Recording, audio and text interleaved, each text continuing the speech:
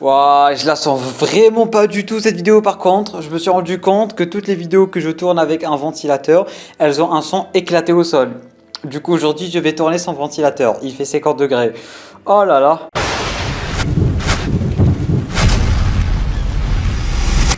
Mesdames et messieurs, bonjour à tous, bonjour à toutes, j'espère que vous allez tous extrêmement bien et bienvenue sur cette toute nouvelle vidéo débat dans laquelle on se retrouve pour parler de Secret Invasion ainsi que de l'identité de Rhodey et toutes les répercussions en fait que ça va avoir dans le MCU. Alors oui, ça faisait un bon petit moment quand même qu'on n'avait pas proposé de vidéo débat sur la chaîne dans laquelle j'allais donner mon avis sur un sujet qui fait un peu polémique on va dire et dans lequel vous allez tout simplement répondre dans les commentaires pour vous aussi pouvoir donner votre avis et tirer un peu cette histoire au clair. D'ailleurs je m'excuse, je n'ai pas forcément eu l'occasion de vous proposer de vidéo review sur les deux derniers épisodes de Secret Invasion. Du coup, pour ceux et celles qui voudraient savoir mon avis concernant ces deux derniers épisodes, la bataille finale et compagnie, et surtout le fait que j'ai apprécié ces deux derniers épisodes, restez jusqu'à la fin de la vidéo. Comme ça, à la fin de la vidéo, je vais faire une mini review vite fait parce que j'ai pas eu l'occasion de faire une vidéo et je vois plus trop l'intérêt de faire toute une vidéo review. Du coup, voilà, pour ceux et celles qui voudraient mon avis, restez jusqu'à la fin de la vidéo. Bref, le sujet d'aujourd'hui est simple, mesdames et messieurs. Avant toute chose, bien évidemment, comme toute vidéo débat, je vous invite à débattre en bas dans les commentaires. Si vous avez une idée, si vous avez quelque chose à dire, c'est dans les commentaires que ça se passe. Chacun a son avis et je vous prie de respecter l'avis de tout le monde et dans le mien. Bref, le sujet est simple. Rhodey, mesdames et messieurs, qui s'avère être un Skrull apparemment depuis Civil War. Et du coup, oui, ça faisait un bon petit moment quand même depuis que Rhodey est Civil War. Alors ça a été confirmé par le réalisateur de la série, si je dis pas de bêtises, ou le directeur, un truc dans le genre comme ça, qui a dit que Rhodey tout simplement est un Skrull depuis Civil War. Parce que voilà, on théorisait, à chaque fois on se disait depuis quand Rhodey aurait pu être un Skrull, etc. Mais finalement, avec le dernier épisode, on a confirmé un peu nos théories parce que on voyait Rhodey avec la fameuse veste d'hôpital, la fameuse combinaison d'hôpital dans laquelle il était en train de faire son IRM après la fin de Civil War quand Vision lui a tiré dessus. Et du coup, c'était exactement la même tenue en fait qu'il avait à la fin de cet épisode de Secret Invasion. Du coup, techniquement, les Skrulls l'ont volé, du moins l'ont kidnappé, un truc dans le genre, à la fin de Civil War quand il était en train de faire ses analyses, ses IRM et compagnie. Du coup, techniquement, le fameux Rhodey qui a dit Tony Trash à la fin quand Stanley est arrivé pour faire la livraison, normalement, ce n'était pas Rhodey, c'était bel et bien un Skrull. Et du coup, oui, ça remet tout en perspective, je vous l'accorde. Hein, ça remet vraiment tout en question et notamment tous les événements depuis Captain America Civil War jusqu'à Avengers Endgame. Et je comprends en fait tous les gens qui sont en train de voir ça du mauvais angle en fait, parce que d'un côté c'est vrai que tu regardes maintenant différemment toutes les scènes depuis que Rhodey est un Skrull en fait. À partir du moment où il s'est mis à crier sur Captain Marvel, à partir du moment où il voulait tuer bébé Thanos, c'était incroyable. À partir du moment aussi où tout simplement il était en pleurs devant la mort de Tony et que en fait la mort de Tony, on va pas se mentir, on va tous la voir différemment. La réaction de Rhodey à la mort de Tony, on va tous la voir différemment. Et je comprends totalement les gens qui vont dire que ça a cassé le délire d'Avengers Infinity War ainsi qu'Avengers Endgame. Parce que voilà, la mort de Tony, elle était symbolique. Il était là, il était présent, il a mis sa main sur Tony, etc. etc. C'était symbolique à mort, il était choqué et tout.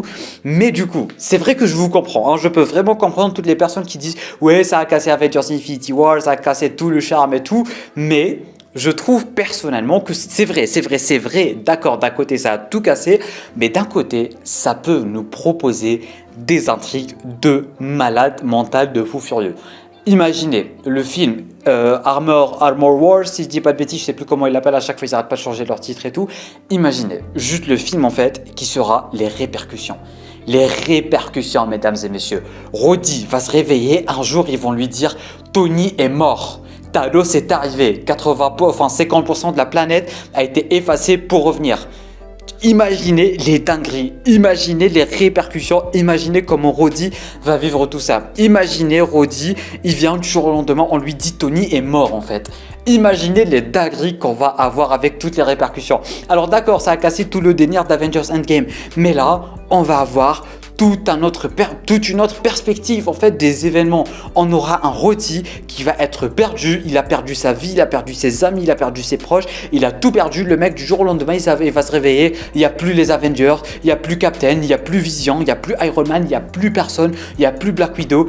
Ça va être une intrigue incroyablissime. S'ils arrivent vraiment à bien gérer cette intrigue, non mais quand même, ça fait depuis Civil War, mesdames et messieurs. Ça fait depuis Captain America Civil War. C'était en 2016. On est en 2023. Et le film, il devrait sortir en 2024, enfin 2025 si je dis pas de bêtises.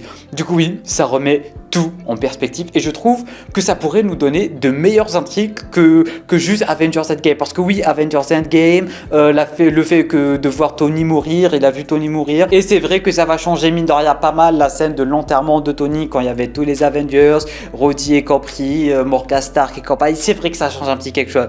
Mais imaginez comment ça pourrait être incroyablissime de voir Rhodey se rendre compte que son meilleur ami est mort, qu'il y avait un alien avec les pierres d'infinité arrivé. Imaginez comment il va devenir dingue, le pauvre. Imaginez comment il va devenir dingue, il va tellement en vouloir au Skrull, il va tellement péter un câble et tout. Ça peut vraiment nous promettre un film de malade mental s'ils arrivent à le gérer. Vraiment, s'ils arrivent à le gérer, le mec qui va se rendre compte qu'il a perdu toute sa vie en fait. Il a perdu toute sa vie, il n'était pas là quand son meilleur ami il était mort, il n'était pas là quand les Avengers ont crevé, il n'était pas là pour la bataille de la Terre, il était tout simplement inconscient. Peut-être même qu'il est toujours, qu'il peut toujours pas marcher en fait, c'est ça le truc. Peut-être qu'il peut toujours pas marcher parce que rappelons-le, à la fin de Secret Invasion, on voyait tout le monde le porter en fait, on le voyait en aucun cas, dans aucune des scènes, marcher avec ses pieds. Et du coup là, en fait, ça rajoute encore plus du background au personnage. Juste imaginez un Rhodey qui n'arrive toujours pas à marcher, qui va se rendre compte que Tony est mort, un Rhodey impuissant qui était kidnappé et tout. Waouh, ça va vraiment être incroyablissime. Et j'ai hâte de découvrir tout ça. Franchement, j'ai beaucoup trop hâte de découvrir tout ça. En fait, tout ceci pour dire, mesdames et messieurs, que d'accord, c'est vrai que vu sous un certain angle, ça casse un peu le charme d'Avengers Endgame, ça casse vraiment beaucoup de choses et ça remet en perspective beaucoup de choses. Mais d'un autre côté aussi, en fait, il n'y a que du positif. D'un côté, c'est vrai que Avengers Endgame, on va le voir différemment, mais d'un côté, juste le fait de réfléchir à toutes les répercussions que ça va avoir et tout, ça va être incroyable. Du coup, n'hésitez pas, vous, à me dire en bas dans les commentaires, qu'est-ce que vous pensez de tout cela? Est-ce que vous êtes team, ouais, voilà, ça casse Avengers Endgame et ça s'arrête là, ou est-ce que vous êtes du team, ouais, ça casse un peu Avengers Endgame, mais même quand ça casse Avengers Endgame, en fait, tu vas te rendre compte que même Tony, en fait, il était mort sans voir son meilleur ami, je sais pas.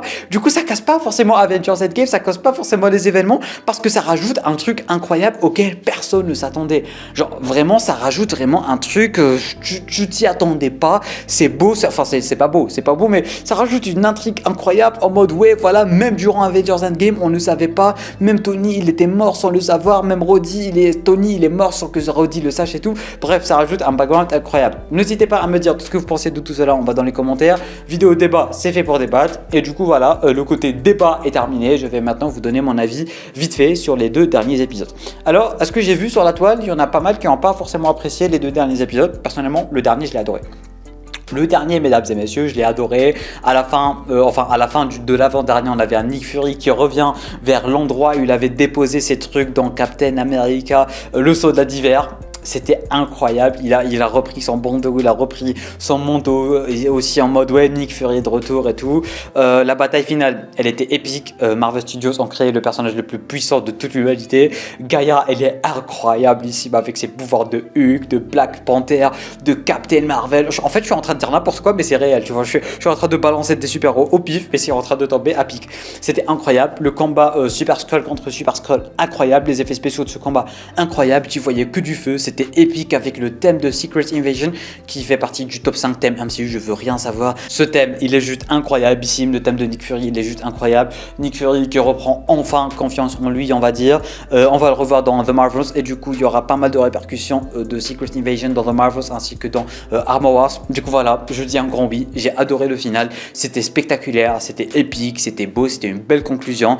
C'est toujours pas la fin de Nick Fury, ça fait plaisir. Il reste encore que, mine de rien, pas mal de trucs sans réponse. Non, pas des questions sans réponse, mais il faut qu'on revoie Nick Fury, il faut qu'on continue enfin un peu avec ces intrigues parce que ils ont laissé tellement de choses en fait. Ils ont laissé des cliffhangers en mode des Skrulls, ils sont là, comment on va faire, Nick Fury, qu'est-ce qu'il va faire, Rhodes aussi, on a Gaïa, qu'est-ce qu'elle va faire. Bref, toujours pas mal de questions sans réponse auxquelles on veut des réponses tout simplement. Et du coup, voilà, j'ai apprécié le final, c'était cool, c'était spectaculaire, j'ai aimé le combat et j'ai apprécié la série de fond en comble. Le côté Secret Invasion est bien travaillé, le côté guerre froide est bien travaillé, le côté tu peux faire confiance à personne Un tout petit peu, mais ça va, j'ai apprécié la série, c'était cool, c'était du MCU classique et basique. Je comprends pas les gens qui disent ouais c'est dégueulasse et tout. En fait, c'est du MCU comme on en avait en 2012-2013 en fait. Du coup voilà, j'ai apprécié et ça s'arrête là. N'hésitez pas vous aussi à me dire vos avis en bas dans les commentaires concernant ces 2 derniers épisodes. Je n'ai pas forcément eu l'occasion de vous en parler et de voir vos avis. Du coup voilà, cette vidéo est faite pour vos avis, est faite tout simplement pour vos avis. Pardon, j'arrive même plus à parler. Tu peux laisser un petit pouce bleu, t'abonner à la chaîne YouTube ainsi qu'activer les notifications en cliquant juste ici. Tu peux regarder notre vidéo en cliquant juste là. Sur ce, moi je te dis à très bientôt pour toute nouvelle vidéo. C'était Lamiat, portez-vous bien.